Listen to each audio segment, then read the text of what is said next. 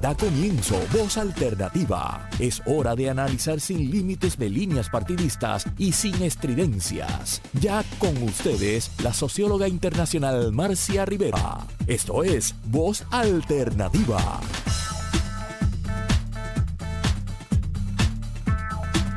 Buenos días.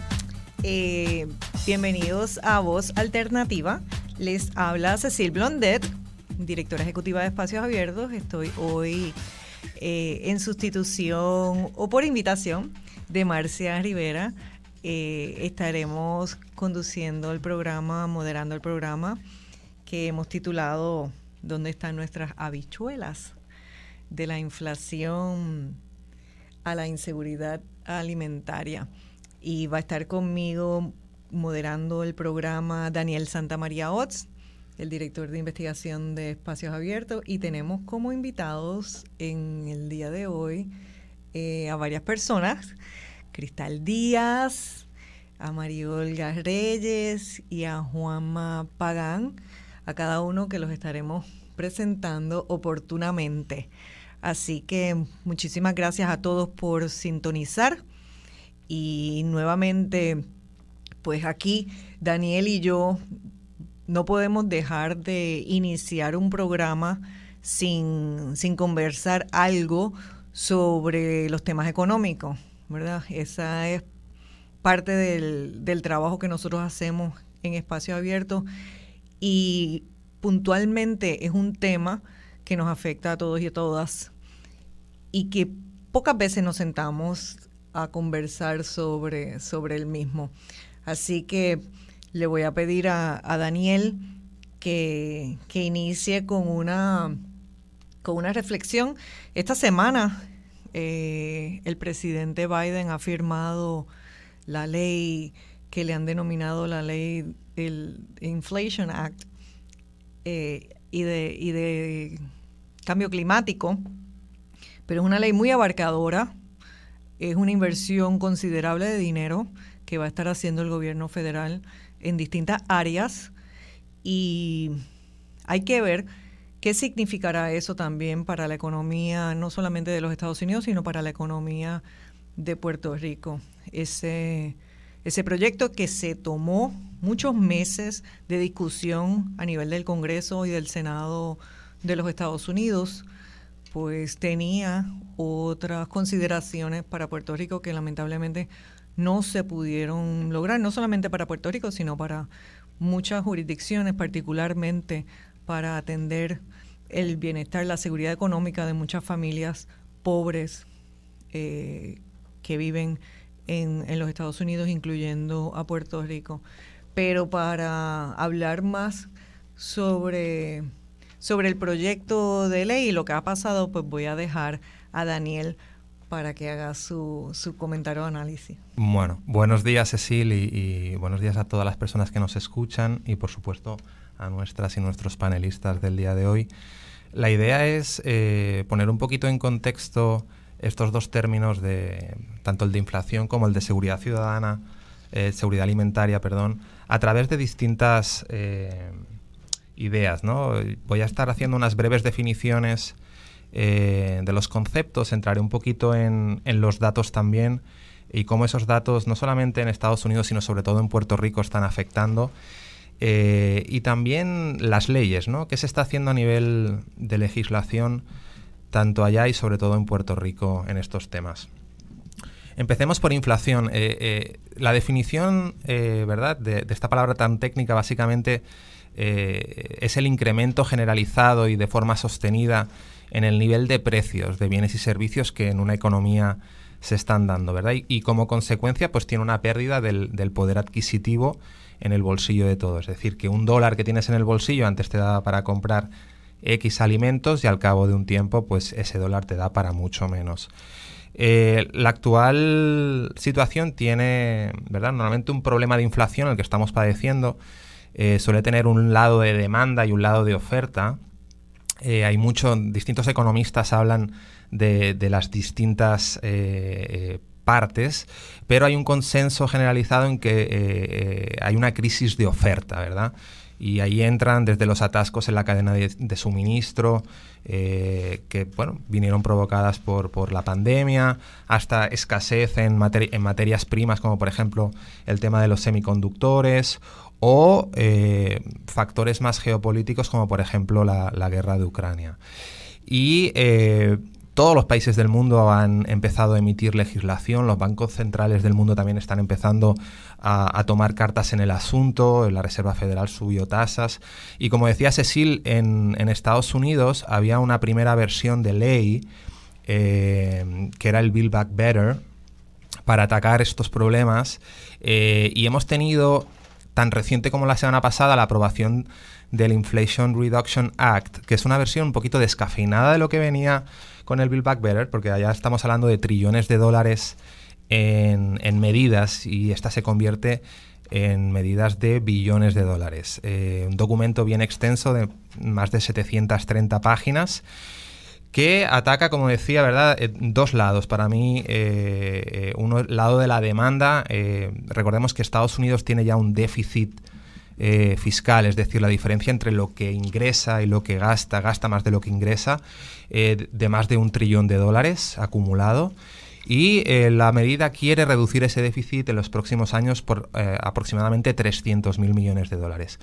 Además, esta medida quiere movilizar y poner en la economía aproximadamente 369.000 millones de dólares en seguridad energética, con el objetivo de bajar las emisiones de los efectos gases invernadero en aproximadamente un 40%. El objetivo es para el año 2030 tener esa bajada. La ley ataca 3 frentes fundamentales. El primero tiene que ver con disminuir los costos de la salud. El segundo, combatir el cambio climático y bajar los costos de la energía en general. Y después algo importante y relevante que lleva mucho tiempo, que es tener un código tributario más justo, ¿verdad? Y voy a entrar en detalle de cada uno de los tres muy rápidamente. En salud, por ejemplo, están tratando de disminuir el costo de las medicinas, sobre todo para personas mayores. Y esto afecta a Puerto Rico también, lo que es Medicare. Y han puesto unos caps, cosa que me parece increíble, que alguien en medicinas, una persona retirada y jubilada, pueda pagar más de $2.000 al año en medicinas. En Estados Unidos hay 1.4 millones de personas en esa situación, y se está tratando de precisamente personas que, aunque parezca chocante, pagan más de $2.000 al año en medicinas, tengan ese límite. No será algo que entre en vigor rápido, estamos hablando de que en el 2025 va a entrar en vigor, pero va a tratar de atenuar esos efectos a las personas mayores. En el caso, por ejemplo, también de diabéticas o diabéticos, el precio de la insulina, que en Estados Unidos tiene un montón ¿verdad?, de costo para cualquier persona. Estamos hablando de 3.3 millones de personas en Estados Unidos que padecen la enfermedad. Va a tener un límite aproximadamente de $35 mensuales el acceso a insulina por esta población. Si vamos a Puerto Rico, por ejemplo, hay un interesante informe del Departamento de Salud donde habla de que casi el 16% de la población en Puerto Rico vive con diabetes. Estamos hablando de aproximadamente 430.000 personas. Y cuando vas aún más al detalle, el informe habla de que casi el 40% son personas que tienen más de 65 años, o sea, nuestras personas mayores, y una quinta parte vive con ingresos de menos de $15.000. O sea, estamos hablando de una población envejecida y empobrecida, que se van a poder estar beneficiando de este beneficio en Medicare. Y cuando haces los cálculos de esas 430.000 personas y te vas a esta franja de la población, estaríamos hablando de impactar a unas 163.000 personas en la isla. Costo de energía, la segunda área. Va a haber créditos fiscales para personas que decidan cambiar sus electrodomésticos por algunos más eficientes. Por ejemplo, si quieres cambiarte tu aire acondicionado, o créditos fiscales de hasta el 20% para proyectos de energía solar. Tercer área, y que es algo que también parece increíble, en Estados Unidos, de las compañías más grandes, 55 de las grandes compañías multinacionales que producen y tienen beneficios de miles de millones de dólares. Durante el año pasado pagaron 0 impuestos, y todo y que estábamos pasando una de las grandes crisis a nivel mundial. Hay un consenso global en el G7 de incluir un impuesto mínimo del 15% a estas grandes corporaciones. Ahora se implementa en esta ley y se le pone ya tinta a esta idea que todavía en el G7 no se ha materializado, pero que Estados Unidos ya ha dado el primer paso. Y después otra cuestión, y yo que he trabajado en banca también en Barcelona y Madrid durante muchos años, era un común denominador también cuando grandes corporaciones quieren retribuir a sus accionistas.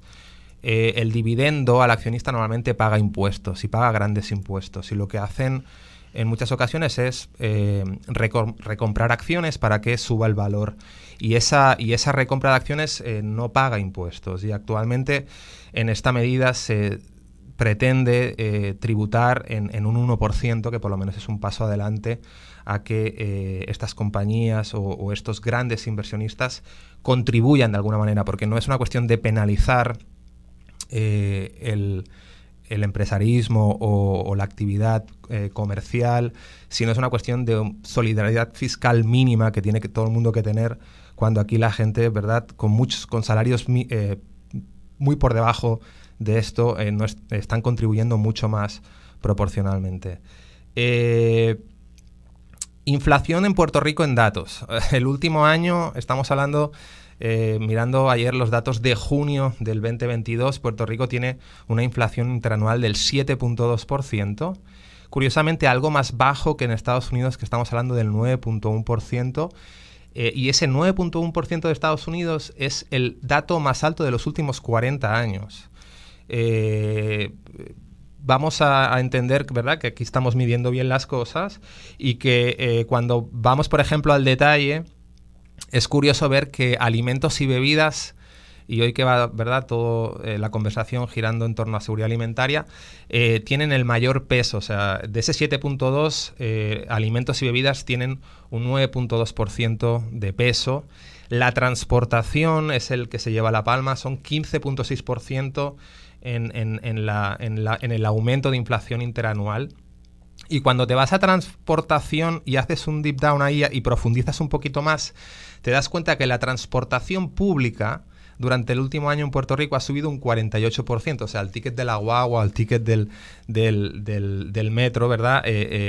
Y al final esto tiene que ver mucho con tus prioridades de política pública, ¿no? O sea, estamos viendo quién se perjudica y cómo se perjudica.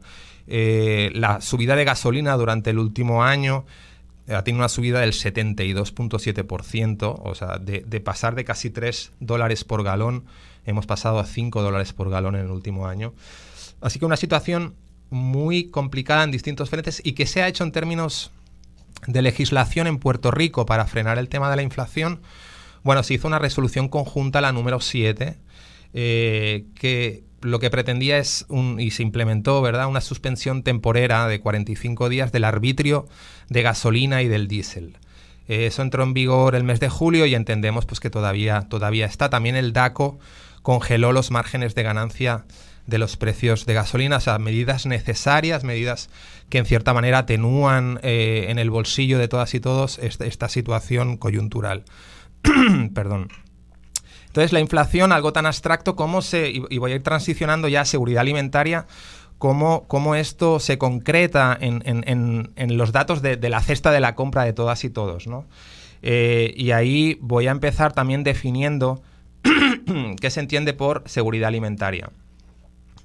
Como lo define la Organización de las Naciones Unidas para la Agricultura y la Alimentación, la FAO, alguien que tiene seguridad alimentaria sería alguien que tiene acceso en todo momento, acceso físico, social y económico a alimentos suficientes, inocuos y nutritivos que satisfacen sus necesidades energéticas diarias y preferencias alimentarias para llevar una vida activa o sana.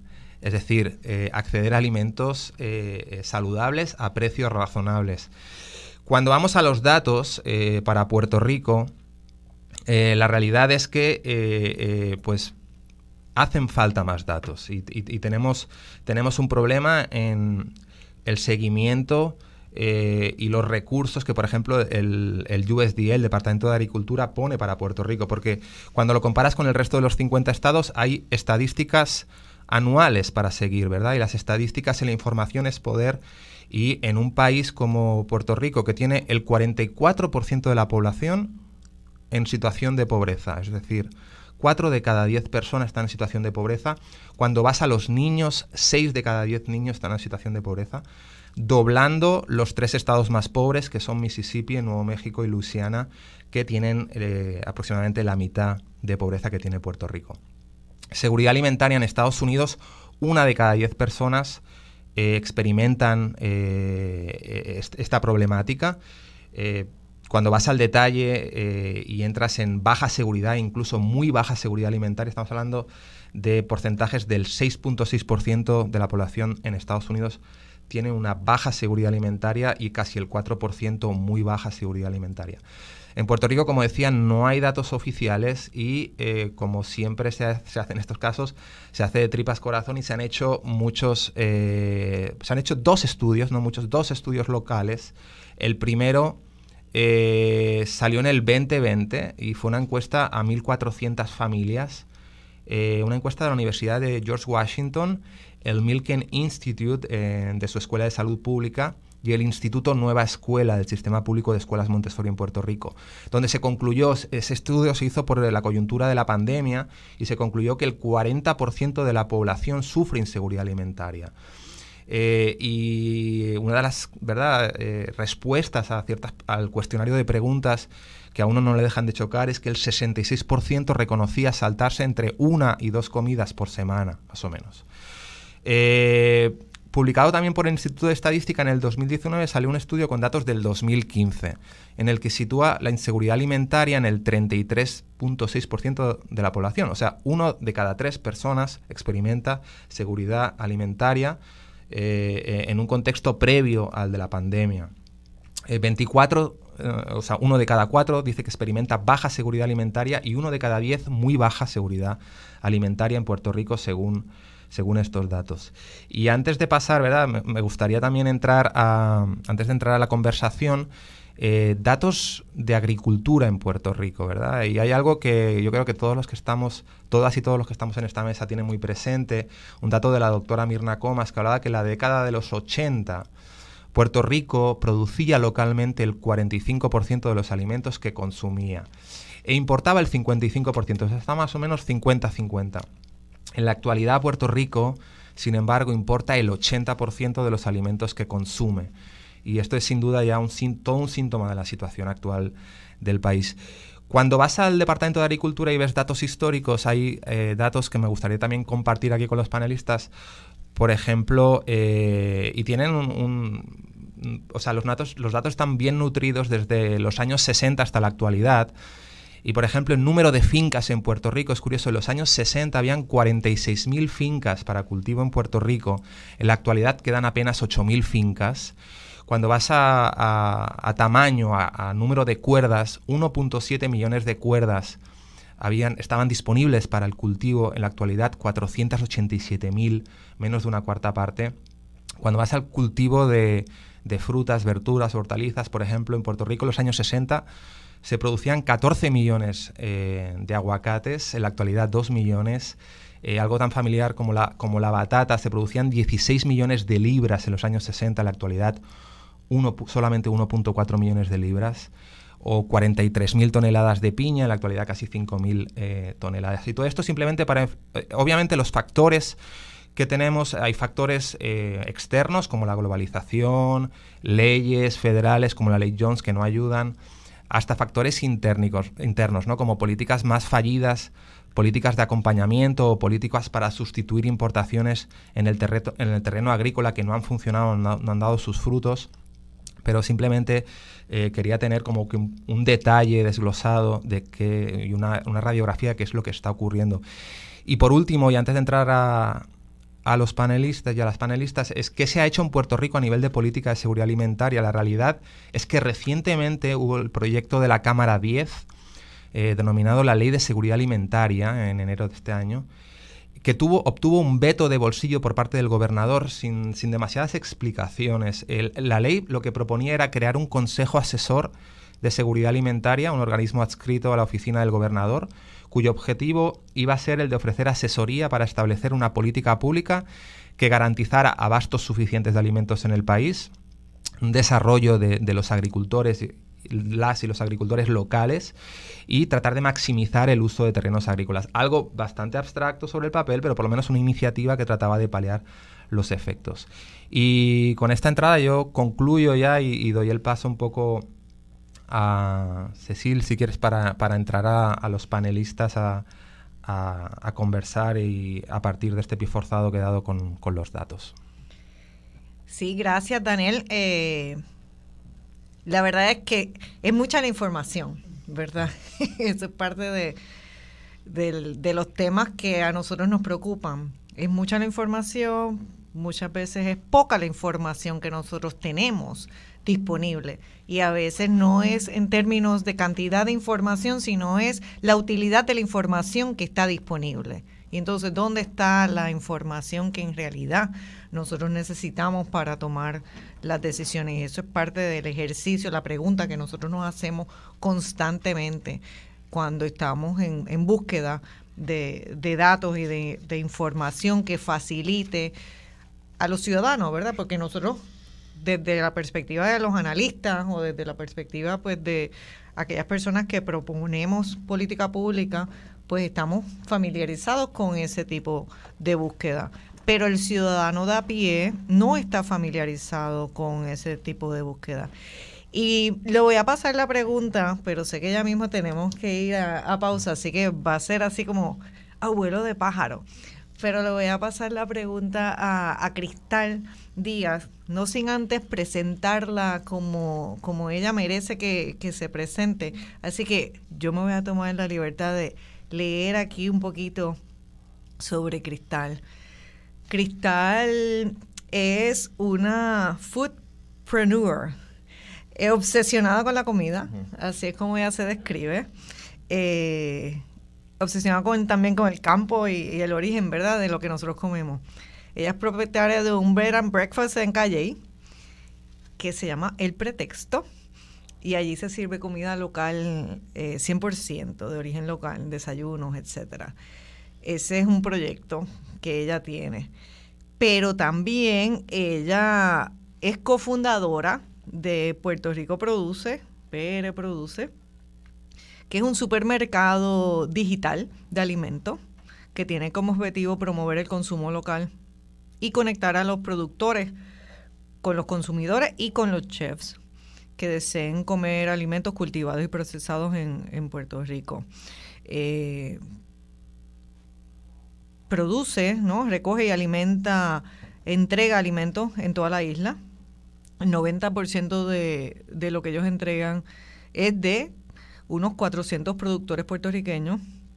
Cristal tiene 18 años de experiencia en marketing y medios, un bachillerato de administración de empresas con concentración en mercadeo y publicidad y una maestría en gestión cultural de estudios disciplinarios del Departamento de Humanidades de la Universidad de Puerto Rico.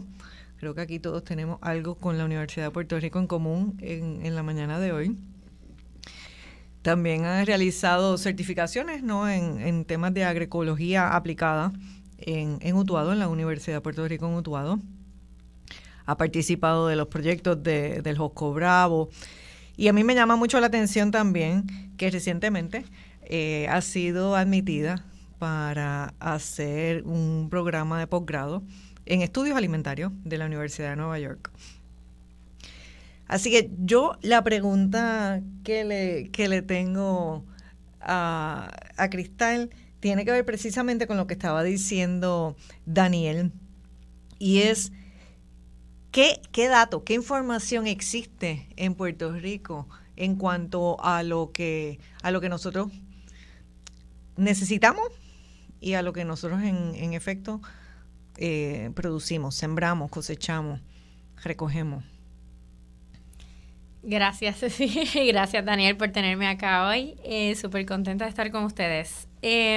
Como bien decías, hay muchos datos y hay bien pocos datos. Y particularmente hay muy pocos datos que una persona común y corriente pueda entender out there, ¿verdad? Esto, que uno pueda decir, oye, la pregunta que nos hacen muchos productores a Produce y a otros distribuidores y supermercados es, ¿qué siembro? ¿Qué se vende? ¿Qué la gente quiere? Y es, claro, yo lo puedo responder desde el punto de vista de Produce, pero Produce es un proyecto relativamente nuevo y pequeño. ¿Qué hace falta en Puerto Rico? ¿Cuánto se importa de X cosa que bien se pudiese producir en Puerto Rico?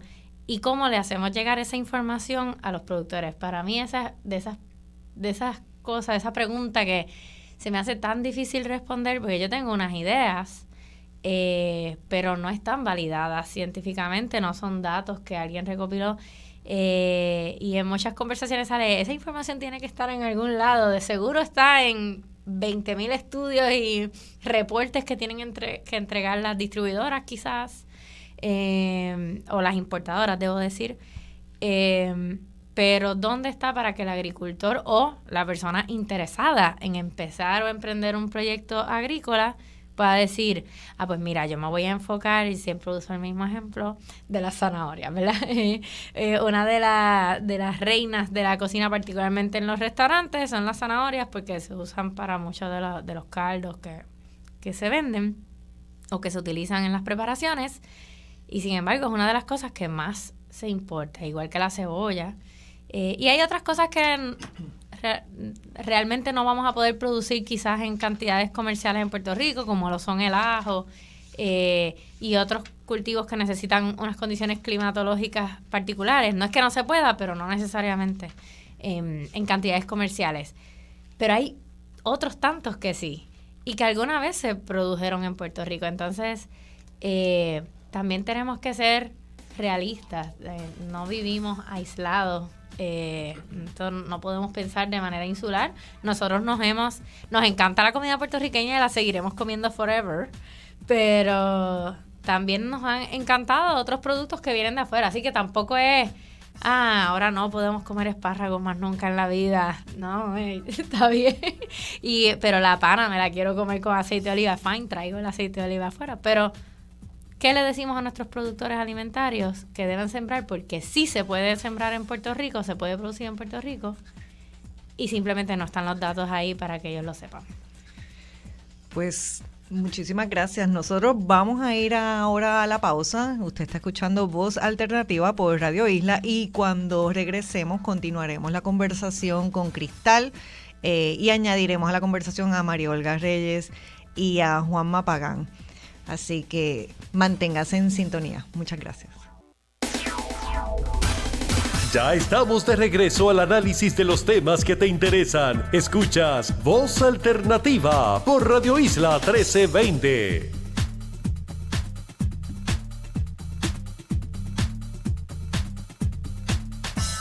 Buenas tardes, les habla Cecil Blondet. Están ustedes escuchando Voz Alternativa. Estoy aquí en compañía de Daniel Santamaría Ots, director de investigación de Espacios Abiertos, y tenemos como invitados a nuestro panel, a la discusión del día de hoy, a Cristal Díaz, a María Olga Reyes Cruz y a Juanma Pagán Teitelbaum. Así que vamos a continuar un poquito esta conversación que inició con la presentación de Daniel sobre lo que significa la inflación, ¿verdad? Los efectos que tiene para Puerto Rico la legislación que se ha pasado, pero también con los retos que enfrenta la agricultura. Y hablamos de los retos que enfrenta la agricultura porque uno de los elementos de vivir en una isla es precisamente los desastres naturales a los cuales nosotros nos enfrentamos. Y si cualquier persona que ha estado el verano en Puerto Rico o en muchas partes del mundo ha podido apreciar cómo la temperatura ha aumentado a tales grados, pues que muchas veces es bastante incómodo el estar haciendo las actividades que normalmente uno hace al aire libre. Pero no solamente se ha afectado las actividades que hacemos las personas, sino se ha afectado también el comercio. Y entonces hemos visto cómo estos episodios de sequía extrema o de temperatura extrema, ¿no?, que a la misma vez causan una sequía extrema, pues están afectando la economía, están afectando las grandes economías, la de Estados Unidos, está afectando las de Europa, la de China. Hemos visto cómo muchos de los ríos que se usan de transporte para bienes, para comercio, pues se han tenido de alguna manera pues que disminuir la carga que transita por dichos ríos, y estamos hablando del Rin, del Danubio, pero también del Yangtze. Entonces también cómo eso afecta en un grado grande el tema del riego, ¿no? Entonces cuando hablamos, pues ya, no solamente estamos impactando el comercio y la economía, sino también estamos impactando el riego. Y precisamente para comer necesitamos poder cosechar, ¿verdad? O sea, para poder generar un alimento necesitamos cosecharlo, y para cosecharlo necesitamos la tierra. Y por eso para mí es muy importante presentar estos dos. Yo tengo que decir que son emprendedores, son profesores, emprendedores, son unas personas a las cuales yo les tengo un aprecio muy especial. Los conozco de hace algún tiempo. Creo que hemos estado, ¿verdad? Nosotros somos como unos planetas que tenemos una órbita que de vez en cuando coincide esa órbita, y que de repente, bueno, pues a veces la órbita nuevamente pues está más lejos, pero volvemos a coincidir. Yo conocí y tengo que decir a Juanma y a María Olga porque cada uno se complementa. Es más, déjame presentarlo cada uno individualmente, porque hay que ser justo. María Olga Reyes Cruz, la doctora María Olga Reyes Cruz, es psicóloga comunitaria, documentalista y activista en temas de justicia social y crisis climática.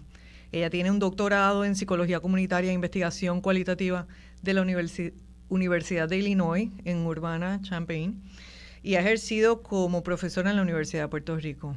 Publica sobre temas de participación democrática y de colonialidad. María Olga ha formado parte de coaliciones multisectoriales por la justicia social, incluyendo el Foro Social de Puerto Rico, Todo Puerto Rico por Puerto Rico, profesoras autoconvocadas en Resistencia Solidaria, PARES, y Junte Gente. Entre el 2011 y el 2016, María Olga y Juan Manuel Pagán Teitelbaum realizaron 2 series de documentales cortos sobre agricultura sostenible, titulados Agroecología en Puerto Rico. Eso lo hicieron en colaboración con la organización Boricua de Agricultura Ecológica. Y ahí fue que yo los conocí. Y posteriormente produjeron Cosecha Hoy, que fue un proyecto que produjeron mientras yo fui presidenta de la Corporación de Puerto Rico para la Difusión Pública, y que yo estoy muy contenta de los logros que tuvieron. Y esa serie fue nominada para un premio Emmy. Y actualmente, pues ella es cofundadora del proyecto que se llama el Fideicomiso de Tierras Agrícolas, ¿no? Fideicomiso de Tierras Comunitarias para la Agricultura Sostenible. La otra persona que también es otro de los cofundadores se llama Juan Manuel Pagán Teitelbaum. Juanma, le dicen la mayoría de sus amigos. Él es documentalista, agricultor ecológico, tiene una maestría en cine, también egresado de la Universidad de Puerto Rico, ¿verdad? Aquí todos somos egresados de la Universidad de Puerto Rico, a orgullo. Y tenemos que defender esa universidad. La universidad, yo insisto, es el proyecto de desarrollo económico más importante que tiene Puerto Rico. No podemos pensar eso únicamente como un proyecto educativo, es un proyecto de desarrollo económico. Un país que pretende economizar en conocimiento, pues lamentablemente va en mala dirección. Así que nosotros, en vez de estar pensando en recortes a la universidad, lo que debemos estar hablando es de mayor inversión en la universidad. ¿Cómo? ¿Dónde? Entonces, pues sí, eso, hay que repensarlo. Pero sigo yo presentando a Juanma. Tiene una maestría en cine y estudios caribeños de SUNY, en Buffalo. de la State University of New York, y su experiencia en el cine incluye pues trabajo desde luces, sonido, cámara, edición, videos musicales, películas. Han realizado junto con María Olga, ¿verdad? Porque ellos se complementan, más de 30 documentales cortos sobre agricultura sostenible en Puerto Rico. La serie que ya comentamos, ¿no? De Cosecha Hoy. Y yo creo que lo más importante es que son personas que piensan y que viven lo que dicen, ¿verdad? Así que ellos tienen su familia en una cooperativa, en una finca, ¿verdad? Cultivan también una finca en Utuado. Y recientemente están presentando un documental que se llama Serán las dueñas de la tierra, del cual vamos a conversar un poquito más adelante, que ha sido también, yo creo que el éxito del verano, porque sobre 10,000 personas en menos de 6 semanas, sobre 10,000 personas han tenido la oportunidad de ver el documental. Continúa en las salas de cine de Caribbean Cinemas de Plaza de las Américas, así que exhortamos a la gente a que lo vean, pero sobre eso vamos a conversar. Pues hablando de tierra, ¿por qué es importante tener un pedazo donde cultivar para nosotros? ¿Y qué hace el fideicomiso? ¿Cuál es la propuesta del fideicomiso al respecto? Bueno, saludos a todos y todas y todes. Un gustazo estar aquí con ustedes.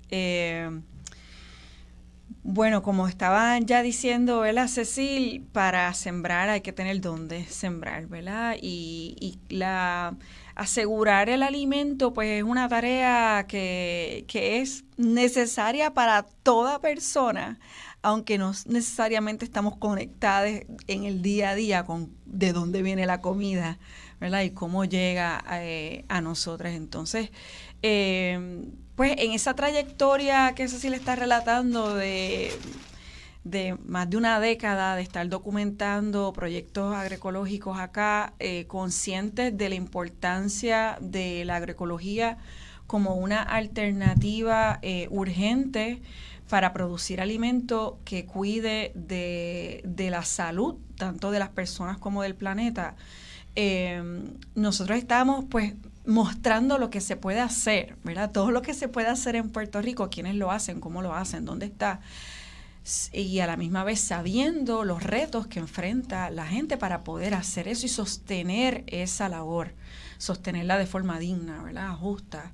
Y uno de los asuntos que se presentaban una y otra vez era el acceso justo a la tierra y sostener la tenencia en esa tierra, ¿verdad? No es solamente que puedas conseguir dónde sembrar esa cuerda, esas 10 cuerdas, las 25, sino también poderse mantener. Entre los datos, ¿verdad?, que uno quiere tener más al día y más cerca es cómo están viviendo nuestros agricultores. Y el censo de los Estados Unidos, el US Agricultural Census, ¿verdad?, para Puerto Rico del 2018, lo que nos dice es que la mayoría de quienes operan finca ganan menos de $20,000 al año, ¿verdad? Y eso es mucho para la gente que nosotros tenemos cerca y vemos día a día.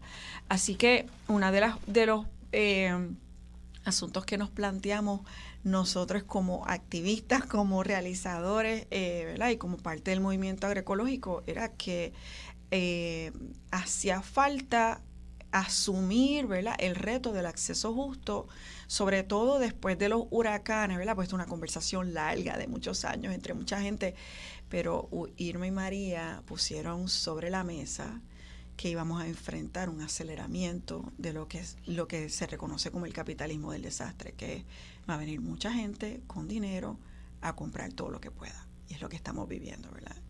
Y uno de los asuntos que teníamos que atender era precisamente asegurar lo más básico para sobrevivir, que es el lugar donde podemos sembrar la tierra.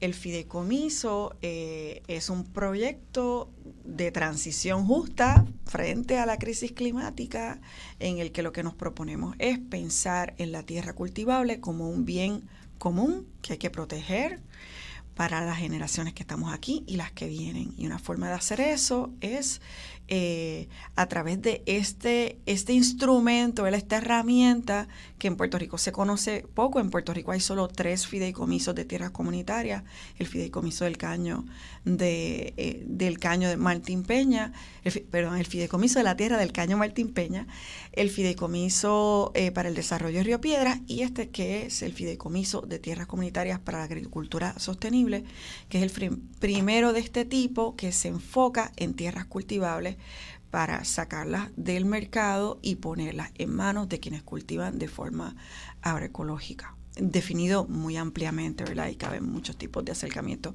a la agricultura que cuida la tierra, los ecosistemas y a la gente. Y yo saludo a todos los radioescuchas. Yo quisiera añadir que un dato que quizás no mucha gente sabe, que en el plan de uso de terreno aprobado del 2015 separa 600,000 cuerdas de terreno cultivable que se clasificaron como agrícolas para poder producir, ¿verdad?, una parte de lo que se consume en Puerto Rico. Sin embargo, la mayoría de esas 600,000 cuerdas están en manos privadas, ¿no? Son terrenos privados. Y eso lo estamos viendo, ¿no? De cuál es la manera que vamos a proteger las tierras cultivables cuando hay un plan de uso que no se está llevando a cabo como debería, ¿no? Cualquier persona pide una exclusión categórica y puede construir en lo poquito que tenemos de tierra cultivable en una isla, ¿verdad?, pequeña, en un archipiélago. Yo estoy súper contento de estar aquí con ustedes, especialmente con Cecil, porque ella vio el proyecto, el documental Serán las Dueñas de la Tierra. Cosecha Hoy es parte de ese documental. Es como un trabajo conjunto, ¿no?, donde vamos desde mostrar lo hermoso y bonito de producir alimentos, ¿no?, de la fuerza humana joven y de todas las edades en Puerto Rico, de gente preparada en la universidad que decide que lo que quiere es producir comida para el consumo local. Y entonces Serán las Dueñas de la Tierra, que es un retrato de la realidad que estamos viviendo, ¿verdad? Toda persona que de alguna manera está involucrada en un servicio esencial, como es la producción de comida, como es el cuidado entre nosotros, ¿no?, la medicina, la educación.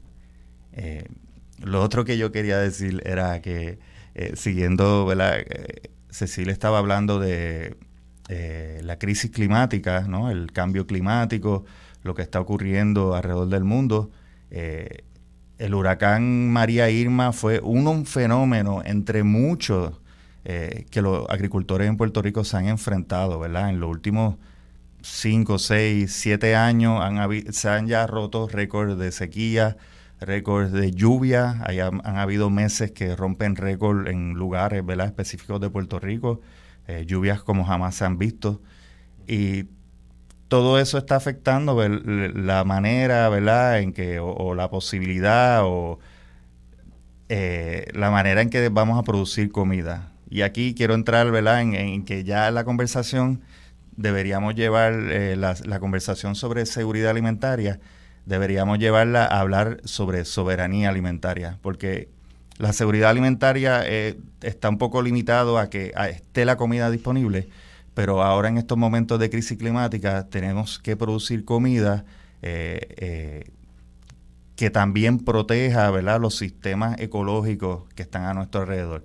Y ahí tomo, ¿verdad?, la definición del profesor Miguel Altieri, que dice que la soberanía alimentaria es el derecho del pueblo para producir, distribuir y consumir alimentos saludables y cerca de su territorio de manera ecológicamente sostenible. Y, ¿verdad?, esto tiene una importancia porque la agricultura comercial a gran escala es la que produce alrededor del 30% de los gases de invernadero en el planeta. Así que es como un reto mayor, ¿no? Necesitamos producir comida en momentos difíciles y tenemos que proteger nuestro recurso tierra, nuestro recurso plantas, o nuestra relación con las plantas, porque no es un recurso, es nuestra relación con esos seres vivos también.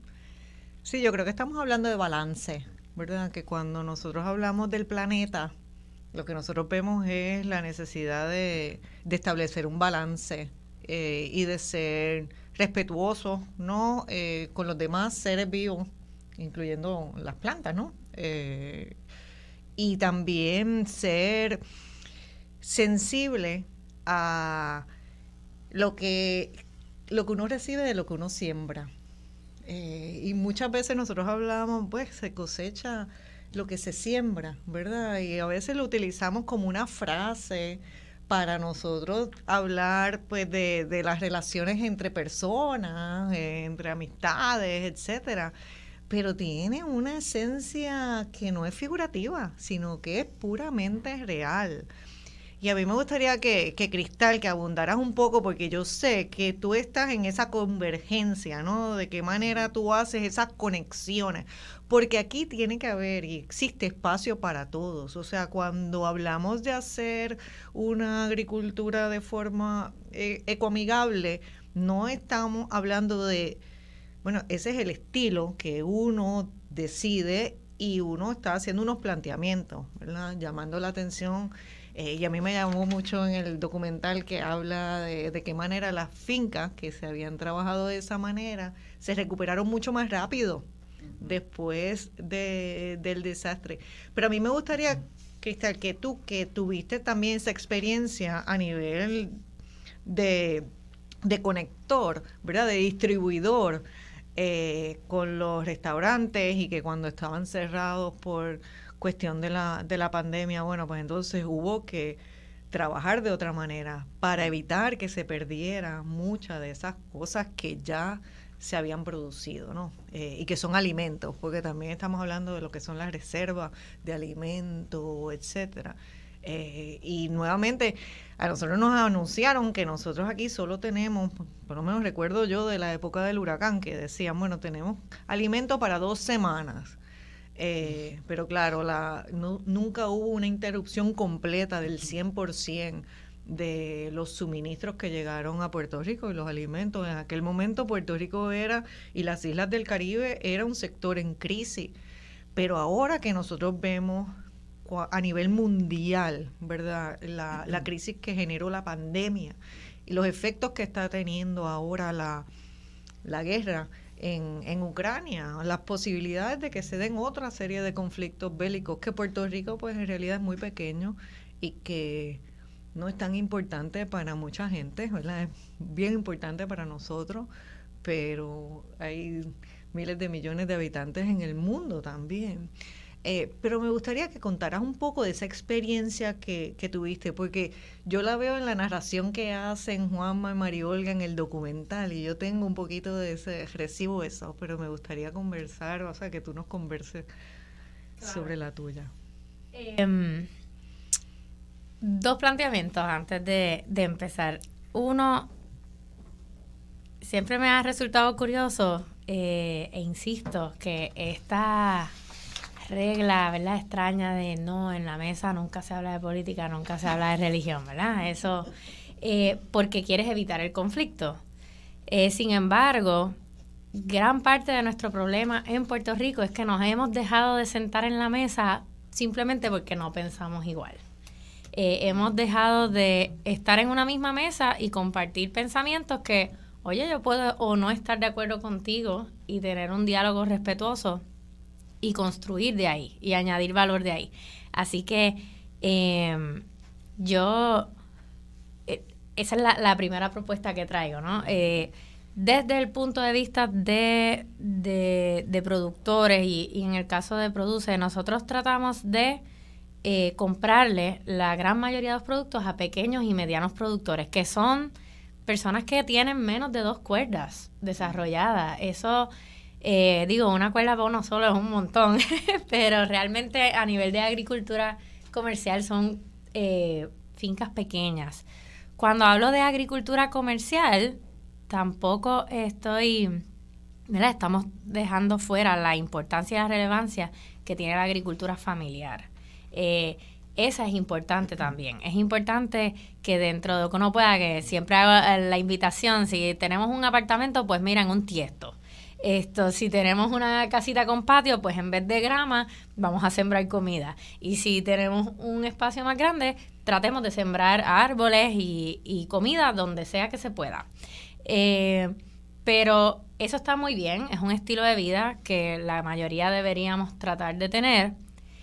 Pero también necesitamos la finca comercial, necesitamos la finca que siembra mucho de una cosa, tiene volumen, pero respetando el tema del clima, respetando el que sea de múltiples productos para que los puedan rotar y el suelo no se degrade, no hay que utilizar químicos para eso. O sea, hay espacio para todos los distintos tipos de producción de alimentos, que siempre le llamo productores de alimentos porque me gusta ser inclusiva también, de los pescadores, que ni entrar ahí, ¿verdad? En toda la problemática que hay con respecto a la contaminación que llega a los mares y afecta a nuestra pesca, que es artesanal.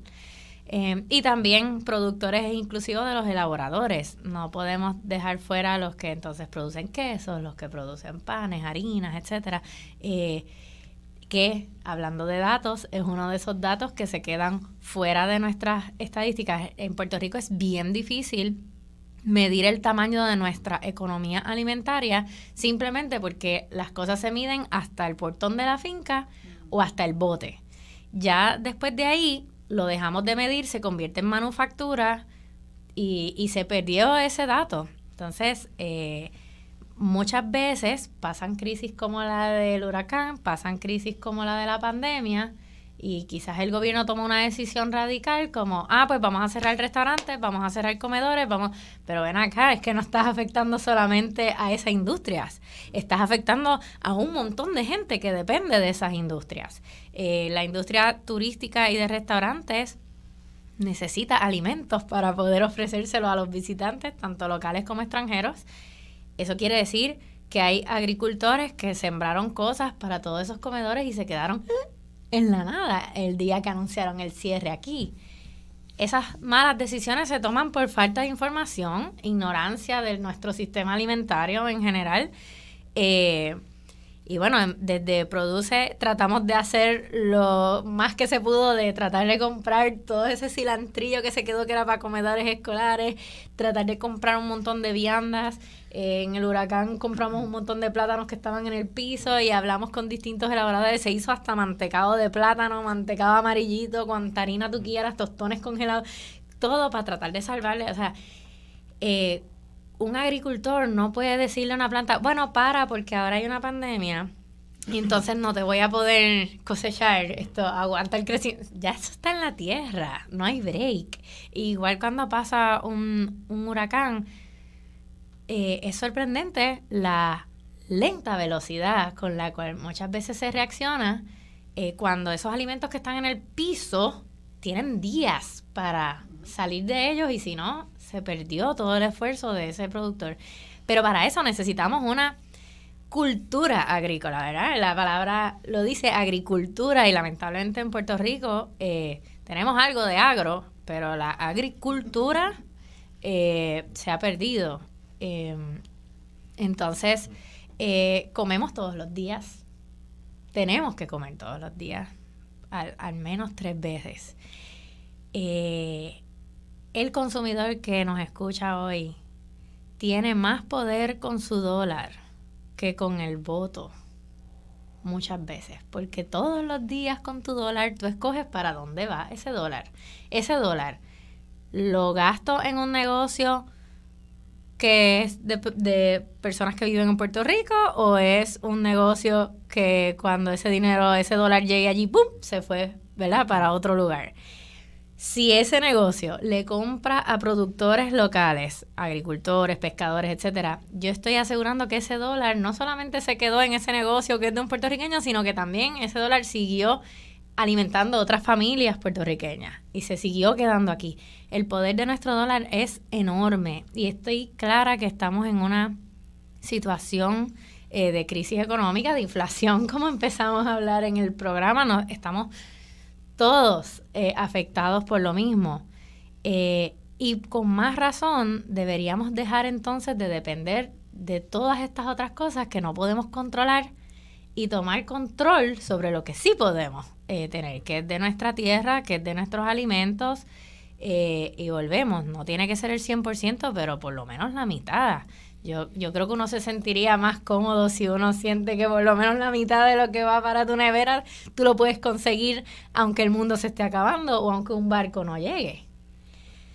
Y en esa nota de esa invitación que está haciendo Cristal, ¿verdad?, a tomar conciencia de qué inversión nosotros hacemos, porque cuando nosotros seleccionamos comprar una cosa u otra cosa, cuando nosotros decidimos dónde nosotros vamos a gastar ese dólar, pues que eso también tiene múltiples efectos, no solamente tiene efectos sobre las personas, sabemos también que tiene efectos sobre el ambiente, que cuando a veces no pensamos que el tema de exportar o importar, quiero decir, los alimentos, la cantidad de alimentos que nosotros tiene un impacto también sobre el medio ambiente, y esas son reacciones en cadena. Eso no es solo un efecto que no tiene consecuencia, todo tiene consecuencia, porque lo que estábamos hablando ahorita era de que todo tiene que estar en un balance, y cuando la situación está en desbalance, bueno, pues entonces hay algo que se va a afectar,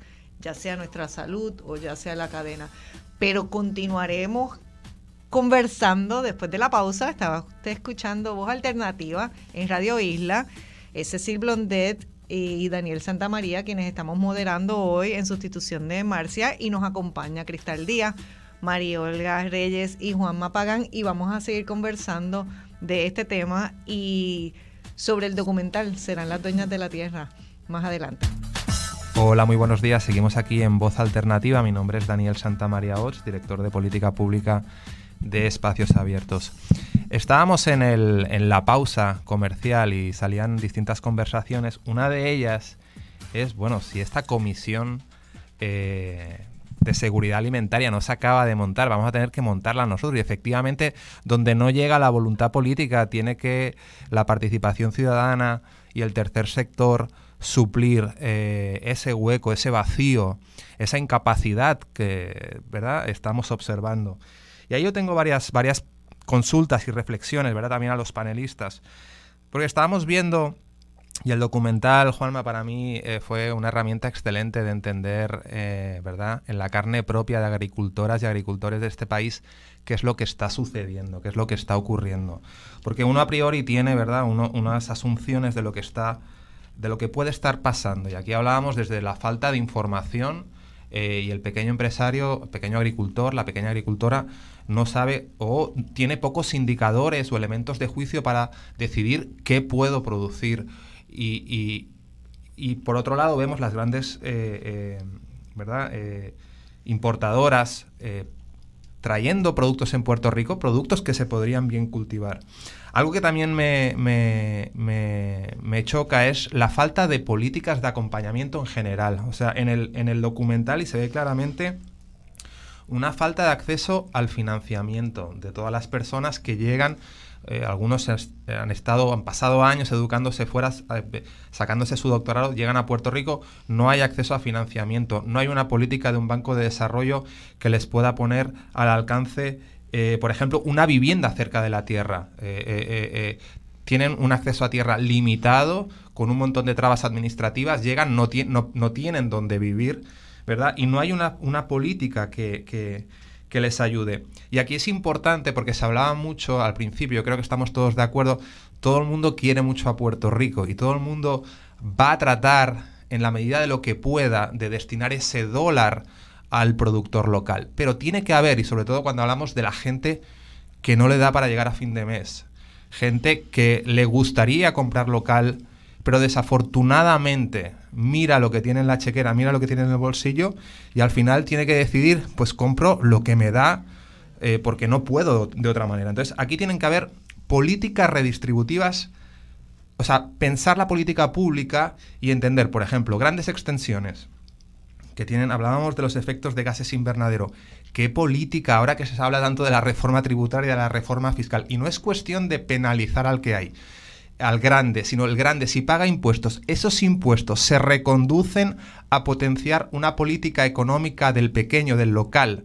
Se monta un fondo que tenga un uso claro para políticas que estamos viendo que no están dando acceso ni a financiamiento, ni a vivienda, ni a terrenos.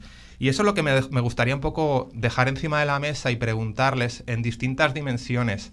En el caso, ¿verdad?, tanto de Juanma como María Olga, el fideicomiso, la película, el documental, la experiencia de las personas que estaban viviendo en sus carnes lo que ocurrió después de un huracán, viendo cómo se les quitaba las tierras sin ningún tipo de sentido, una política desarticulada, una política que no tiene un sentimiento de lo que está ocurriendo y que no tiene capacidad de reaccionar, que sigue con el mismo manual obsoleto de siempre.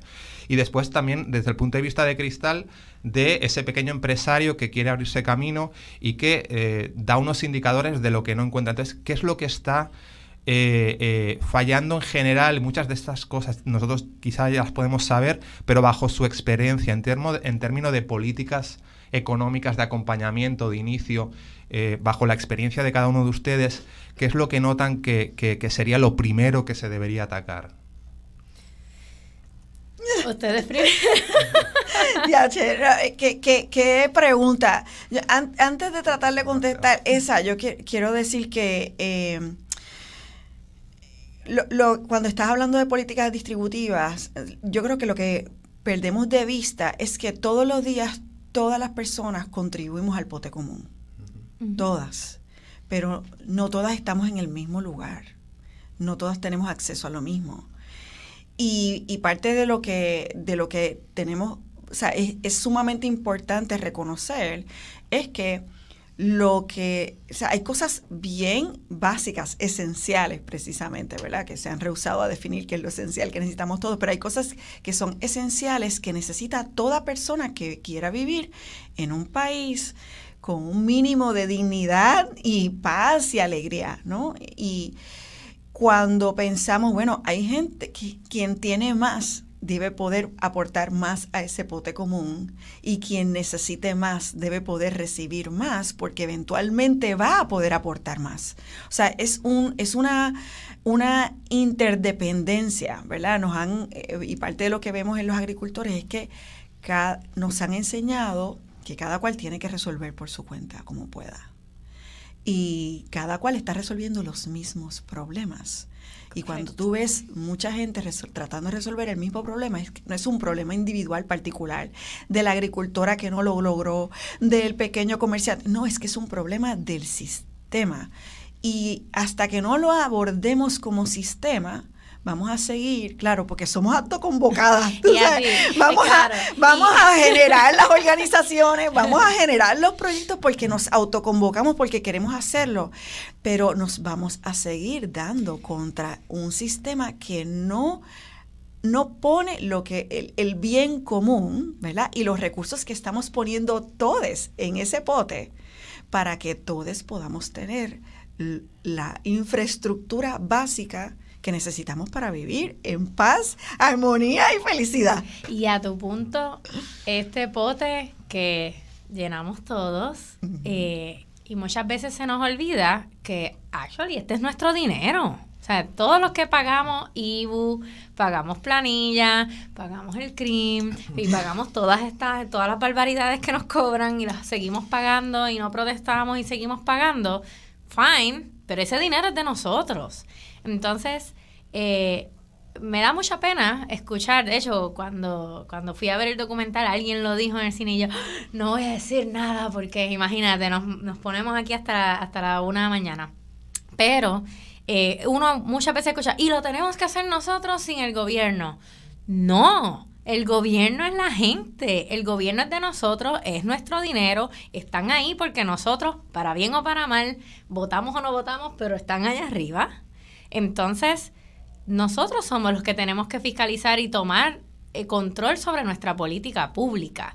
Y en el caso de la alimentación hay una crasa y obvia falta de política pública. Lo que hay no sirve, está obsoleto, no contempla muchísimas áreas, como conversábamos. Todo es un sistema alimentario. No solamente son agricultores lo que estamos hablando. Tenemos que hablar de salud, tenemos que hablar de economía, tenemos que hablar de la gente, tenemos que hablar de los productores, tenemos que hablar de los pescadores, tenemos que hablar de la distribución, tenemos que hablar de, ok, esto es lo que importamos, danos los datos. Mira, se están importando tantas zanahorias, tantas piñas, tantas whatever. Ok, ¿cuántas fincas tenemos? Vamos a organizarnos, vamos a hacer un llamado para que tantas otras fincas siembren X árboles para que de aquí a 5 o 10 años tengamos una sustitución de la importación. Pero para eso se necesita política pública y que el dinero de nosotros se ponga a trabajar para lo que nosotros necesitamos. No podemos seguir quedándonos sentados mirando. Y eso sería movernos a una economía productiva, ¿verdad? Que el economista. Claro. No, y planificada, porque al final parecería que de ese pequeño empresario, pequeño agricultor o agricultora que trata de sobrevivir, parece que le pongamos la carga de que de esa persona tienen que salir las soluciones. Y al final, cualquier país en el mundo, por ejemplo, la agricultura, voy a hablar de Europa y en el particular de España, o sea, la agricultura es altamente subsidiada.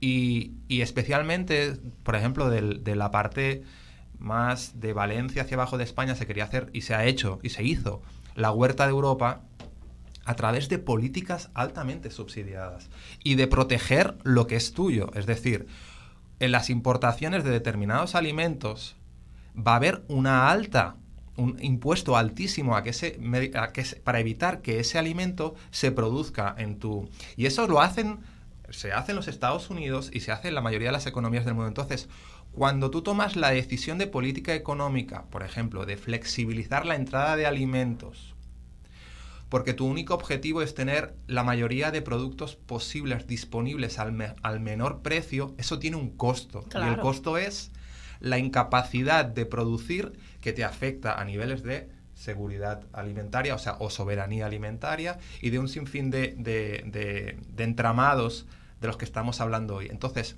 esa política o esa visión es la que hay que recuperar, si alguna vez se tuvo, que entiendo que en alguna vez quizá, pues por lo menos determinadas políticas o políticos tuvieron esa visión, y rescatarla, ¿verdad? Y tiene que venir, como dice Cristal, desde las instituciones públicas y desde el tercer sector, desde los fideicomisos, porque son los que tienen la temperatura, ¿verdad? El termómetro. ¿Qué está ocurriendo? ¿Qué es lo que hace falta? Y definitivamente estamos viendo una ausencia de mecanismos para llevar a cabo un mensaje que llega a los políticos de qué es lo que se necesita. Yo creo que eso está totalmente ausente y totalmente roto. Por eso hacía esa reflexión de que sí que se necesita esa política, porque puede ser una política desacertada o no, te puedes equivocar, pero es que lo que estamos viendo es una ausencia de política generalizada. Entonces, uno va a comprar y ves productos que están entrando aquí, y ¿por qué tengo mango producido en otro país tropical que no sea Puerto Rico, cuando aquí tenemos la capacidad de que... Y entonces aquí no tendría que de ninguna manera entrar ese tipo de producto, o por lo menos ponerle una barrera para tú ser precisamente la potencia en la distribución de mangos en otras economías. Y aquí entramos en una discusión más profunda, que es: yo quiero el cultivo agrícola sostenible, de cercanía, donde, por ejemplo, penalice cuando tú vas a comprar. Y esto pasó, yo soy de Barcelona, en los mercados se está viendo el producto que te ponen, te dicen la distancia de donde se cosechó y te dice el coste de CO2. Y en función de eso, el gobierno te obliga y te pone un impuesto para ese producto. Y entonces es una cuestión de tú decir cómo mecanismos o incentivos tratan de reconducir tu política pública a una de cercanía, a una sostenible, a una que evite, ¿verdad?, los síntomas del cambio climático. Pero tiene que haber política pública. Y que se pueda hacer dentro de nuestra circunstancia política, porque muchas veces, ¿verdad?, estamos en la análisis parálisis, y no, porque no podemos, porque esto es una colonia, fine, eso ya lo sabemos. Cool. Entonces ya estamos de acuerdo muchas veces en que hay que cambiarla, otros piensan que no, unos piensan que hay que cambiarla de una manera y otros piensan que hay que cambiarla de otra, pero ¿qué podemos hacer con lo que tenemos hoy? O sea, nosotros no controlamos lo que va a pasar con el estatus de Puerto Rico anytime soon. ¿Qué podemos hacer con lo que tenemos hoy? Y no cerrarnos por ese tema. Sí, en esa misma línea hay que pensar que muchas veces estamos en la misma situación cuando vemos la jurisdicción de los Estados Unidos, ¿verdad? En términos de lo que podemos exportar y ese tipo de cosas, estamos nosotros en la misma situación que están muchos estados. Lamentablemente no tenemos la representación que nosotros deberíamos tener en el Congreso de los Estados Unidos, donde se están tomando esas decisiones. Este próximo año se define lo que es el Farm Bill, y el Farm Bill es una pieza de legislación muy importante porque define todo el tema agrícola, la política del Departamento de Agricultura Federal y muchas otras políticas se definen en eso y están así por 5 años, o sea que en el 2023 se va a aprobar lo que va a pasar hasta el 2028. Y nosotros que ahora estábamos conversando esto, tenemos que asegurarnos de qué manera nosotros sí tenemos nuestra voz, participamos en insertar a Puerto Rico en esa conversación. Y no podemos solamente dejárselo al gobierno, tenemos que ir con el gobierno. Pero quiero añadir que el gobierno sí es importante y nosotros tenemos que hacer que el gobierno responda a las necesidades de la gente. Correcto. ¿Verdad? O sea, no es, y a lo mejor aquí en esta mesa podemos algunos de nosotros diferir en cuanto a los roles del gobierno, pero en términos como de autoridad para uniformar, ¿verdad?, una política y una ejecución de una política, bueno, pues la estructura de gobierno es la estructura que nos ofrece, a mi entender, esa oportunidad.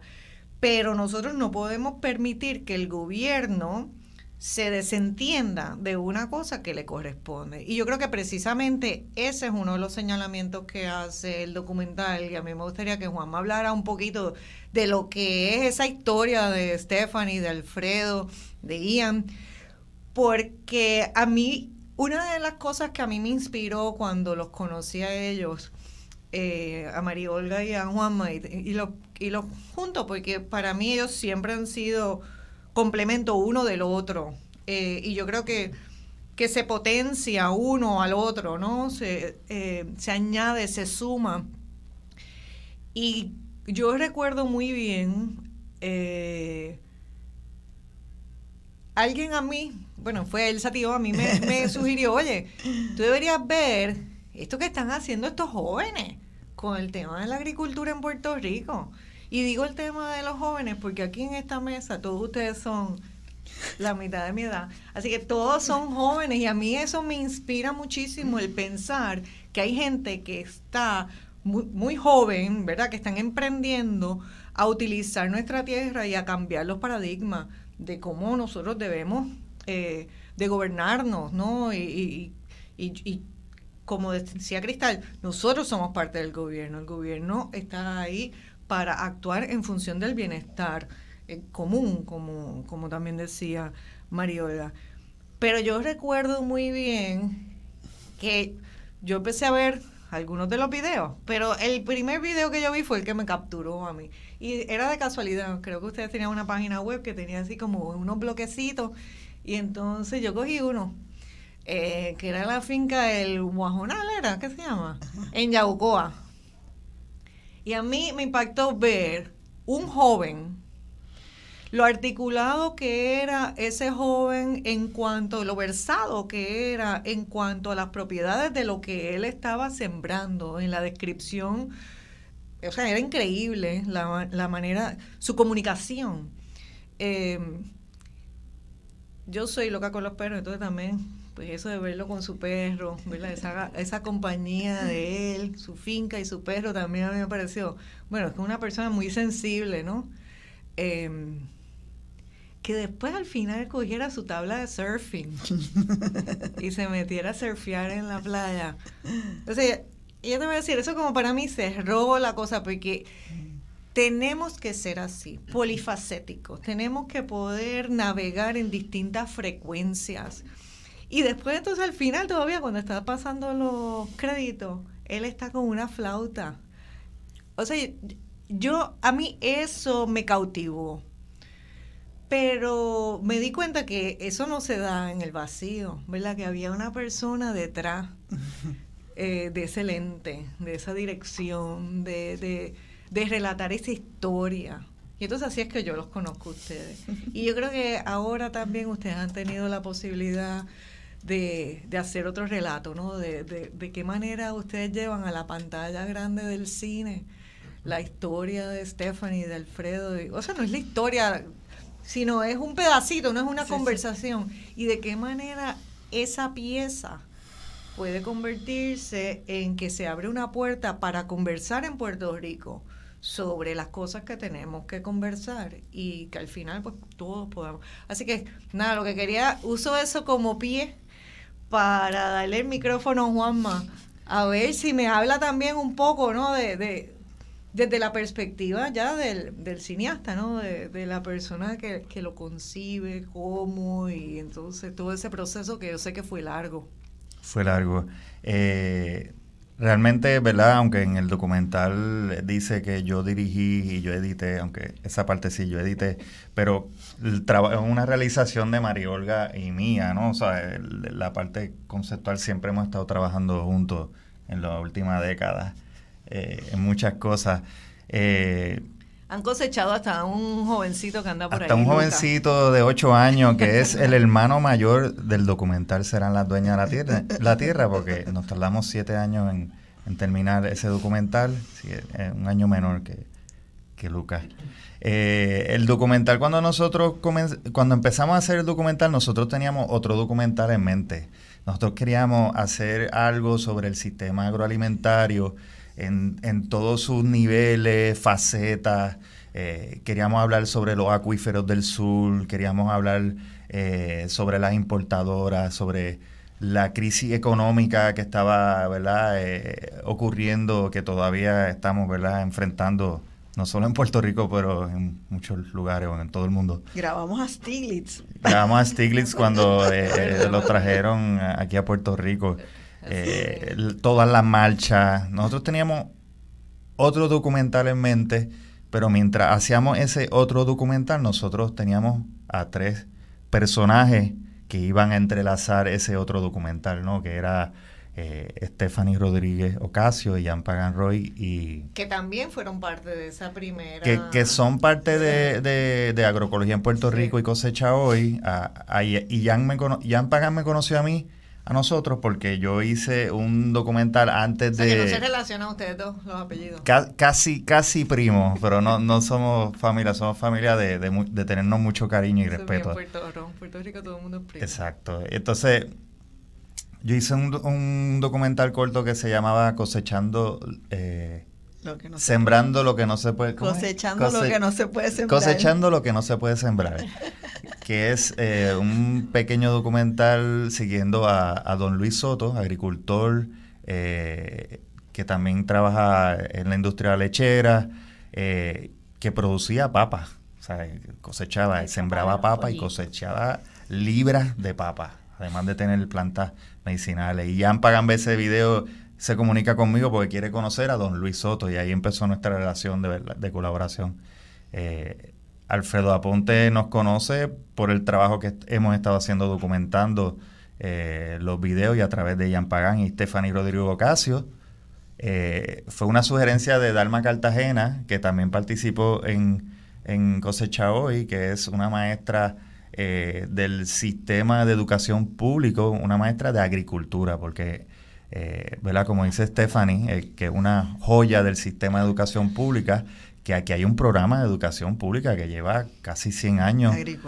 Agrícola. Uh-huh.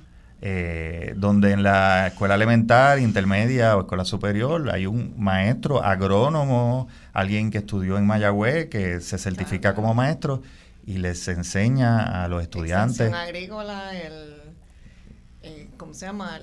El Colegio de Agricultura y Artes Mecánicas primero era agricultura antes de... Exacto. Sí. Y nada, mientras... Estaciones experimentales. O sea, yendo en esa línea de los datos y de cómo está respondiendo el gobierno a la situación, a mí se me hace bien difícil pensar que ellos no sepan lo que está pasando, porque nosotros pusimos una cámara por unos, ¿verdad? Aunque grabamos entre el 2016 y 2018, la fotografía principal pasó alrededor de 6 meses. Y en esos 6 meses, las historias de estos jóvenes, tomó el documental, ¿no? Lo dirigió hacia mostrar el día a día de estas personas perseverantes, que no se cansan, que sí hay tropiezo tras tropiezo, pero que siguen adelante. Yo digo que la perseverancia también tiene su límite, ¿no? La resiliencia tiene su límite. Así que este documental se transformó a un retrato del trabajo de estos 3 jóvenes. 3 jóvenes con preparaciones académicas de excelencia, que no es decir que la agricultura hay que estudiarla, pero estas personas sí fueron al recinto universitario de Mayagüez a estudiar agronomía, los 3. Además, Stephanie entonces sacó su certificado de maestra y es maestra. Ian Pagan hizo una maestría en suelo. Y Alfredo Aponte salió a Estados Unidos después de terminar su bachillerato en agronomía a sacar una maestría y doctorado en especialidad en forraje. O sea que son tres personas que, además de tener ese deseo increíble de producir alimentos, también creían en esa preparación académica que, ¿verdad? Así en nuestra defensa a la Universidad de Puerto Rico, que es el alma mater de eso, es el alma mater del desarrollo económico de Puerto Rico. No sé, María Olga, si quieres.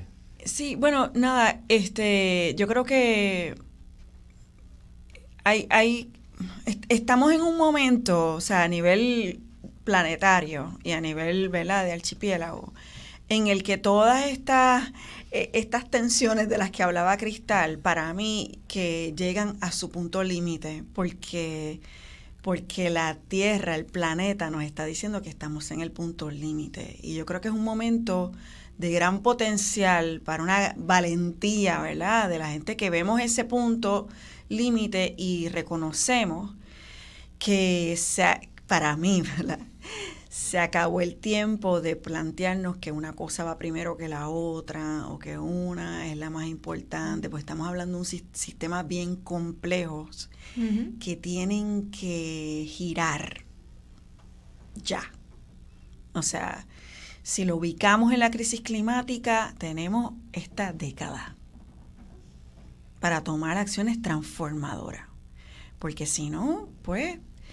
O sea, no es solamente los huracanes o las sequías aquí, es que en toda la cadena global de suplir alimentos y todo lo demás que necesitamos, que importamos, se va a ver afectada. Bueno, ya con el tema de la guerra, muchos países decidieron que no van a exportar su trigo, por ejemplo.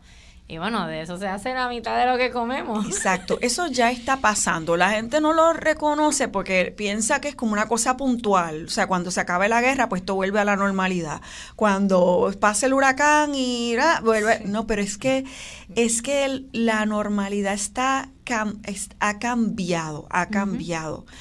Y yo creo que eso representa una oportunidad muy especial para rebasar esas tensiones que nos obligan a decidir, bueno, o empezamos por aquí o empezamos para allá. No, espérate, es que hay que hacer lo que dice Cecilia, hay que hacer lo que dice Cristal, hay que hacer lo que dice Mario. O sea, lo tenemos que hacer todo. Y si nos podemos sentar en una mesa para reconocernos y reconocer el potencial de lo que se genera cuando nos juntamos y decidimos que hay que atender esto, podemos girar. Pues ahora, cuando volvamos de la pausa, conversaremos en el final del programa sobre alguna propuesta que podemos nosotros, qué aportación nosotros podemos cada uno hacer. Así que estamos escuchando Voz Alternativa, les habla Cecil Blondet en sustitución de Marcia Rivera, y manténgase en sintonía. Regresamos con Cristal Díaz, María Olga Reyes y Juan Manuel Pagán y Daniel Santamaría.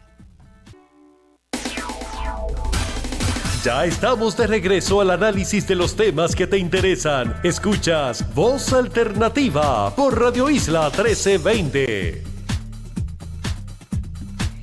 Buenas tardes, regresamos aquí a Voz Alternativa. Les habla Cecil Blondet, directora ejecutiva de Espacios Abiertos. Estoy en compañía de Daniel Santamaría Ots, director de investigación de Espacios Abiertos, quien ha estado moderando junto a mí este programa en sustitución de Marcia. Y hemos estado conversando durante toda la mañana con Juan Manuel Pagán, con María Olga Reyes y con Cristal Díaz, cada uno desde su perspectiva, desde las aportaciones que ha hecho cada uno sobre el tema de seguridad alimentaria o sobre el tema de agricultura, ¿verdad? De qué manera nosotros nos relacionamos con la tierra en Puerto Rico. Y es bien interesante porque nosotros cuando estábamos tratando de identificar el nombre, ¿qué nombre le íbamos a poner? ¿Qué título íbamos a, verdad? Un poquito para uno aterrizar el tema y uno saber, bueno, cómo empiezo y cómo progresa el programa. Pues pusimos ¿dónde están nuestras habichuelas? Y con todo el sentido, ¿verdad? Y todos los múltiples sentidos que tiene, porque estamos hablando del dinero, ¿verdad? De lo que nosotros aportamos, pero también lo que nosotros comemos y de dónde viene lo que nosotros comemos o qué hacemos con lo que nosotros producimos en el país. Esto es una conversación que no es un tema solamente de agricultores. Lo mismo nos pasaba a nosotros cuando hablábamos mucho sobre el tema de la deuda. Las personas tendían a pensar, mira, si yo no soy bonista o si yo no trabajo en el gobierno, yo no soy banquero, eso no se relaciona conmigo. Sí se relaciona. Parte de lo que nosotros tratamos de hacer en Espacios Abiertos es ver de qué manera las personas empiezan a conectar los puntos y de qué manera nosotros podemos romper barreras across, ¿verdad? A través de las disciplinas para nosotros asegurar, bueno, pues que las decisiones que se toman, y volviendo a hablar de los balances y los desbalances, asegurar que se toman consciente del efecto que tiene en uno u otro sector de nuestra sociedad. Y uno de esos sectores que yo creo que por las últimas décadas ha sufrido la falta de protagonismo de nuestra agricultura ha tenido un efecto en la consideración que se le da cuando se toman decisiones a nivel de gobierno, como el ejemplo que dio Cristal cuando se cierra por la pandemia, y entonces pues se quedan un montón de personas dentro de esa cadena de producción pues sin saber qué van a hacer, ¿verdad? A expensas también de perder, como relata la película, ¿verdad? No es el caso particular, pero es un caso similar, de perder entonces el ingreso con el cual pueden pagar un préstamo que precisamente se los da el gobierno, y entonces el gobierno por un lado crea una situación y por el otro pues se desentiende completamente del resultado. Entonces tenemos también que lograr que el gobierno conecte los puntos. Y entonces esa es un poco la conversación que hemos tenido en la mañana de hoy. Yo estoy bien contenta de haber tenido la oportunidad de conversar con ustedes, pero me gustaría ahora al final, si pudiéramos de alguna manera hacer alguna propuesta, ¿no? Que nosotros podamos a esa persona que está del otro lado escuchando este programa, que no es agricultor o agricultora, que se pueda sentir, y a mí no me gusta usar la palabra pequeño o pequeño agricultor, ¿verdad? Yo pienso que será, bueno, que su proyecto es a una escala distinta, pero no quisiera minimizar al que solamente cultiva un predio pequeño versus el que tiene grandes extensiones de cultivo, o al que sencillamente lo que emplea son sus bueyes, su perro como acompañante, versus el que puede emplear más. Y hay que pensar mucho más en esa interdependencia, pero me gustaría que ahora, en esta última media hora, pudiéramos girar alrededor de alguna propuesta específica o invitación a nuestra audiencia. Antes de ir a cosas específicas, quería así puntualizar que las políticas públicas que se supone, ¿verdad?, que sirven a la gente, tienen que partir de lo que la gente está viviendo. O sea, y lo digo porque la respuesta que reciben muchos agricultores es, no, pero si el programa existe, pero es que tú tienes que ir por estos pasos. Las maestras, no, pero es que claro que hay para materiales, tú tienes que pasar por este proceso y llenar esto, y se toman años en llegar las cosas. O llegan cosas que no necesitas, o cuando no las necesitas. Y en ese sentido, quiero decir, ¿verdad?, que no podemos perder de vista que si actuamos pensando que es en favor de otras personas, esas personas tienen que ser parte, tienen que estar en la conversación, porque si no, nosotros estamos partiendo de nuestras ideas y de nuestras suposiciones, ¿verdad?, y desde donde venimos, pero sin tener realmente los pies ubicados en donde la gente que va a vivir con las consecuencias de esas decisiones va a tener que enfrentar. Así que diciendo eso, ¿verdad?, yo creo que hay distintos públicos a que uno le puede hablar aquí en términos de llamados a la acción, ¿verdad? Definitivamente la gente que tiene la responsabilidad delegada por la gente de hacer política pública, tiene que poner los oídos en tierra. Las políticas públicas tienen que servir a la gente, y si no sirven, y si uno las hace y no sirven, hay que evaluar, hay que mantener ojo, evaluar y recalibrar, porque sin esos ajustes, pues otra vez estamos viviendo a espaldas del día a día de la gente. Y claro, hay mucha política pública que no se implementa, que no se supervisa, ¿verdad? O sea, hay mucho trabajo. Hay letra muerta, hay gente en las propias agencias que nos dicen, bueno, pues yo soy una. Yo no puedo ir a toda la isla a hacer ese acompañamiento. El reglamento está, ¿verdad? O sea, nosotros necesitamos, ¿verdad?, realmente un gobierno y un Estado que sirva a la gente, y la gente tiene que poder apalabrar y exigir qué es eso que se necesita.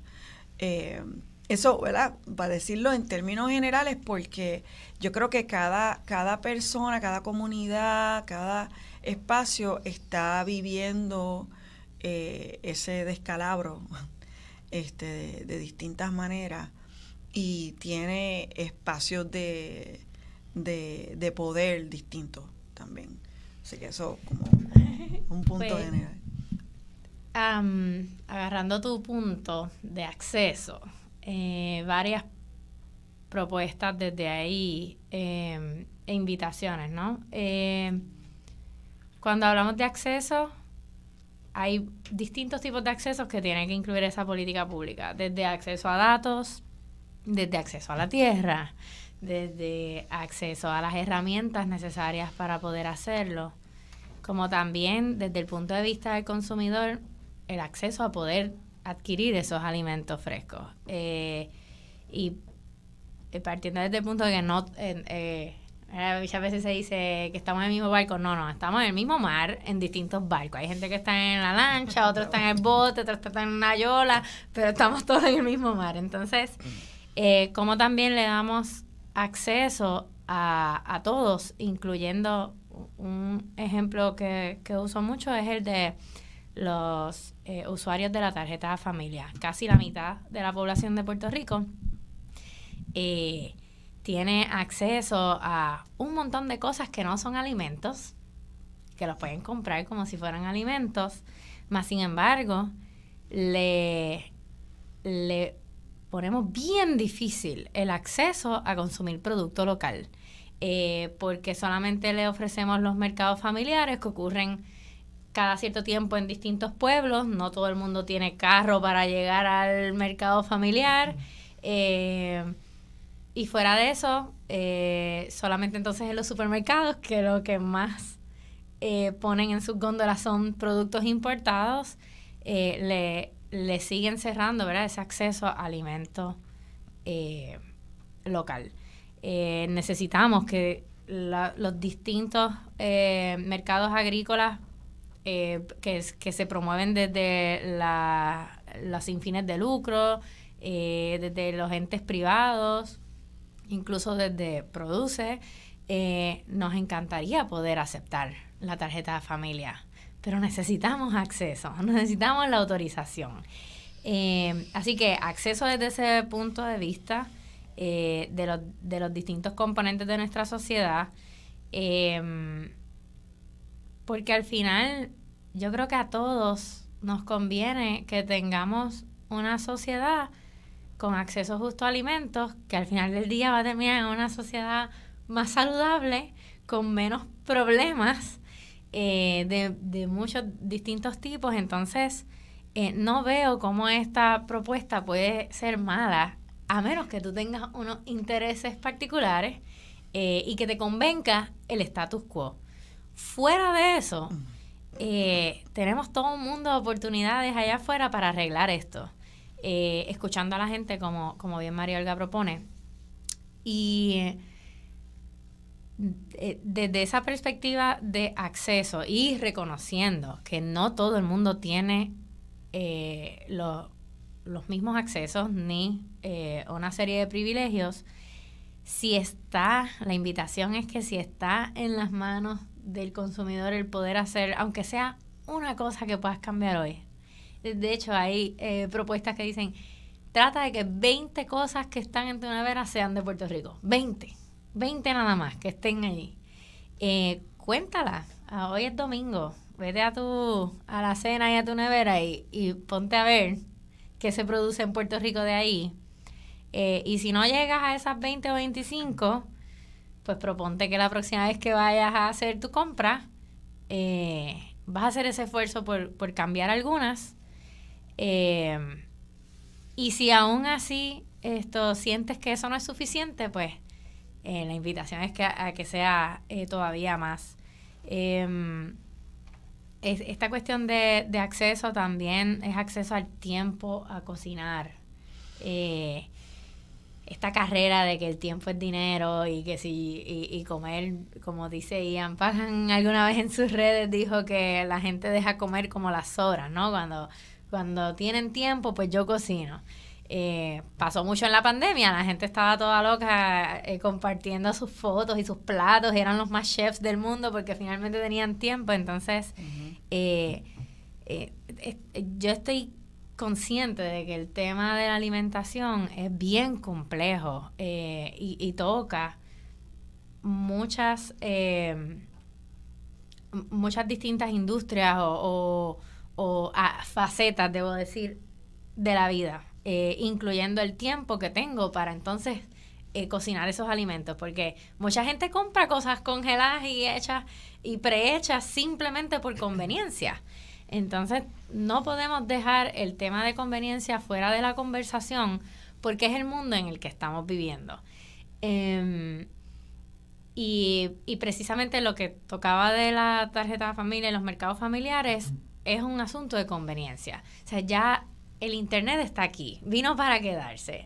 Todo el mundo anda con un celular en la mano y prácticamente puedes hacer todo desde ahí.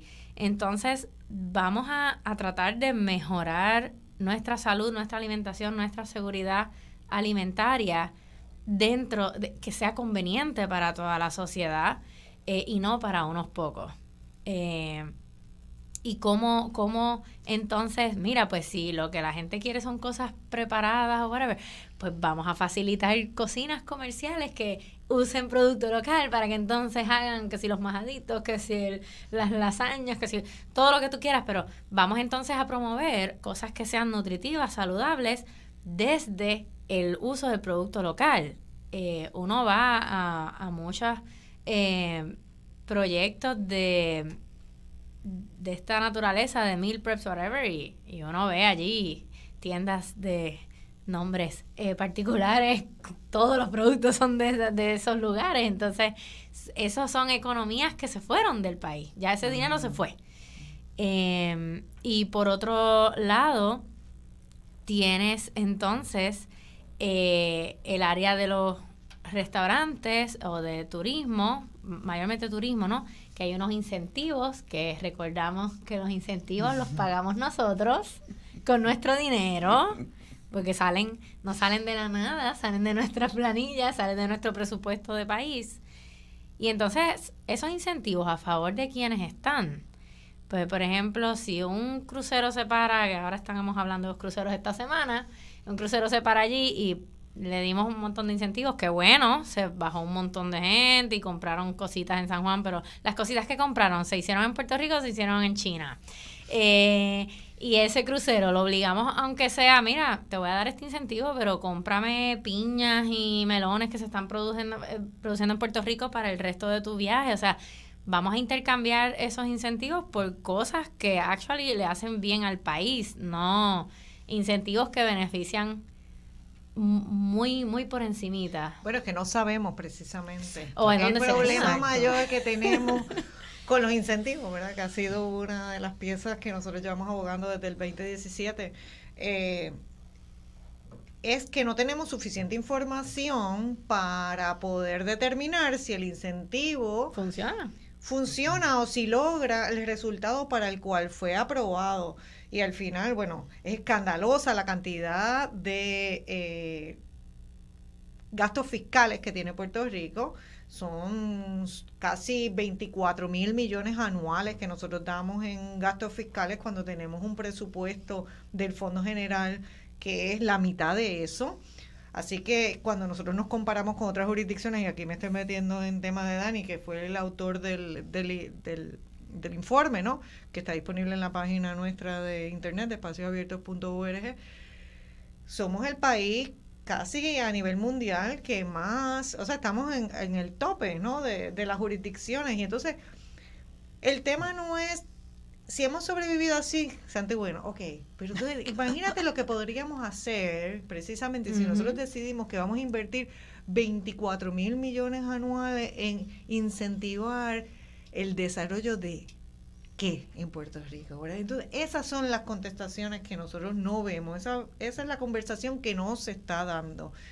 Y lo peor es que todavía es un presupuesto oculto, que no sabemos cuál es el rendimiento que han tenido eso, y que cuando se vence uno de los incentivos, que la mayoría se renuevan automáticamente, sí, bueno, pues entonces nadie se dio cuenta y de repente, bueno, pues tienes que esperar 15 años más. Pero esas son conversaciones, ese es el tipo de conversación que tenemos que tener y que tenemos que estar hablando. Yo quisiera asegurarme, bueno, de dos cosas. Uno, de agradecer a ustedes que hayan estado, pero no estoy terminando el programa, pero también diciéndole a la radio audiencia que busquen las páginas de internet de ustedes, ¿no? puertoricoproduce.com, así la palabra completa, Puerto Rico, porque es una palabra muy rica y muy linda, Puerto Rico completo, produce, bueno, no quiero decir, puertoricoproduce.com, no se vaya a añadir la palabra completa.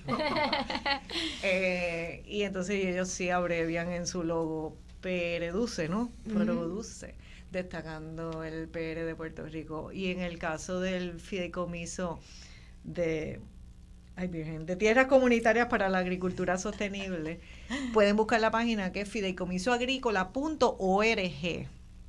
También lo voy a exhortar a que busquen la página de Facebook de Serán las Dueñas de la Tierra, porque ahí los han mantenido. Sé que anoche, que ayer estuvieron en Casa Pueblo, en el Cine Solar, que se presentó el documental y que estuvo abarrotado, que la gente se estaban saliendo por las ventanas. Así que un buen problema. Me alegra mucho, y que esta semana es la última semana, por lo menos que sepamos, que está corriendo en Caribbean Cinema, que empezó en 12 salas, después estuvo en 9 salas, etcétera, etcétera, y lleva 7 semanas corriendo ya el documental. 6 semanas. 6. Sí. 6 semanas corriendo el documental, y ahora únicamente está para que la gente lo pueda ver en Caribbean Cinema de Plaza Las Américas, y hay 5 tandas diarias que pueden, cualquier persona que quiera, que se haya inspirado con esta conversación de hoy, pero creo que también ustedes tienen...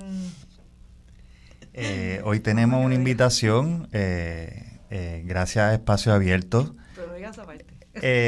para ver el documental libre de costo, ahora en un ratito a las 2:10, en la tanda de las 2:10, vamos a estar allí María Olga Reyes Cruz y Juan Mapagán repartiendo ¿verdad?, los vales para que puedan ver el documental. Y si no llega a esa hora, igual, ¿verdad? Siguen las tandas de las 4:30, las 6:50 y uno a las 9. Y por lo menos hasta el miércoles la película está ahí y les exhorto que la vayan a ver al cine porque es una película para ver en el cine. Tiene un diseño sonoro hermoso, con la naturaleza, ¿sabes? Todo está, ¿verdad? Potenciado hacia la naturaleza que nos rodea en este archipiélago, además de una música bella de Eduardo Alegría. Así que les exhorto que vayan a verla. De verdad que las 10,000 personas que la han visto, yo sé que se sintieron de alguna manera identificadas porque aquí todos queremos un presente mucho mejor del que tenemos, así que vayan a verla. Así que ahora en la tanda, hoy es domingo, ¿verdad? Para decirlo, hoy es domingo 21. Domingo 21. 21 de agosto, sí, porque esto después sale grabado, ¿verdad? Porque se queda en radioisla.tv en Facebook, así que quiero asegurarme pues que la gente tiene la información correcta.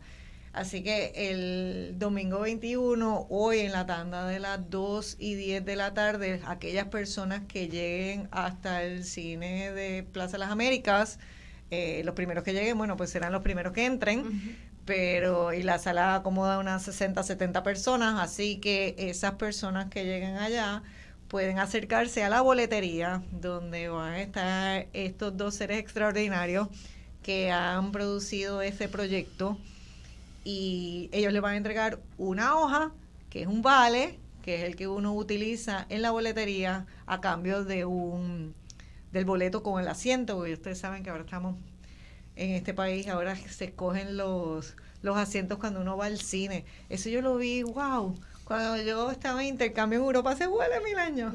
Pero llegó. Sí, llegó. Nunca pensé. Pero a mí eso me pareció una cosa así como muy fancy. Yo vi eso en Inglaterra y yo dije, ay virgen, pero esta gente son muy civilizados, que eso es que uno escoge. Pero bueno, así que, pero por eso les decimos a la gente que lleguen tempranito, para que puedan escoger buenos asientos y disfrutar del documental. Agradezco como siempre a Dani, que lo voy a dejar ahí para que haga su despedida, ¿no? Su alocución de despedida. Sí, gracias, Cecil. Yo creo que es importante, ¿verdad? Y sin trivializar con el término de estado de emergencia, ¿no? Yo creo que al final sí que nos estamos dando cuenta de que algo está pasando, que el mundo está cambiando muy rápido, que no se va a esperar por Puerto Rico, que la situación geopolítica es muy complicada, que no tiene indicios de mejorar, y que la política pública debe ser una de abajo hacia arriba, debe ser una que toque el termómetro de los que están sufriendo, padeciendo y proponiendo alternativas. No es una cuestión, y verdad, es un llamado a desarrollo económico de Puerto Rico, a la agencia tributaria, a la hora de hacer política pública, de entender qué es lo que está sucediendo, coger esos inputs reales. Yo creo que es importante y necesario que ya están de hecho muy bien organizadas y organizados, que se monte esa comisión de seguridad alimentaria o soberanía alimentaria en Puerto Rico, y que las políticas y los políticos escuchen de verdad y tiren adelante propuestas. Quiero ver incentivos, quiero ver subsidios, quiero ver cuotas de productos locales en los grandes comercios, que no los pongan, ¿verdad?, en la parte de abajo, en cualquier otro lugar donde no se ven, y para eso hace falta política pública, que tiene que estar liderada por la gente que está sufriendo las consecuencias de la falta de seguridad alimentaria, que no nos podemos conformar, que no puede ser normal ni natural que 4 de cada 10 personas pasen hambre en Puerto Rico, esté en una situación de pobreza. Y toda esta cuestión creo que la debe liderar el gobierno, el Estado, ¿verdad? No es una cuestión de que tenemos ahora mismo una política pública que no funciona y tenemos que entonces, porque hay algunos intereses que siguen queriendo desarticular el gobierno y que la gente, pues, dijéramos, se sienta de alguna manera perdida en términos de qué es lo que se tiene que hacer. Y yo creo que es el momento precisamente de pedir responsabilidades, de que los gobiernos escuchen más a la gente. Las propuestas están ahí y de tratar de bloquear esos intereses, esos grandes intereses que están provocando pues todo lo que estamos escuchando en la mesa de hoy. Así que yo creo que las ideas están, hace falta voluntad política que realmente quiera resolver el problema que estamos padeciendo y que no podemos seguir normalizando la situación que padecemos aquí en Puerto Rico todas y todos. Pues yo creo que con esas palabras ya hemos llegado al final del programa. Queremos darle nuevamente las gracias a la audiencia, ¿no? Por escucharnos, por darnos la oportunidad de conversar con ustedes en esta mañana, a nuestros invitados, porque han sido los que han liderado esa conversación, a Marcia, por darnos la oportunidad, ¿no?, de alguna manera de ocupar este espacio que ella generosamente nos presta, y también pues a Michael, que está en el control y que ha estado dándonos ayuda durante toda la mañana. Muchísimas gracias y será hasta la próxima. ¿Están escuchando o han escuchado ustedes Voz Alternativa por Radio Isla 1320? Muchas gracias. Buenas tardes.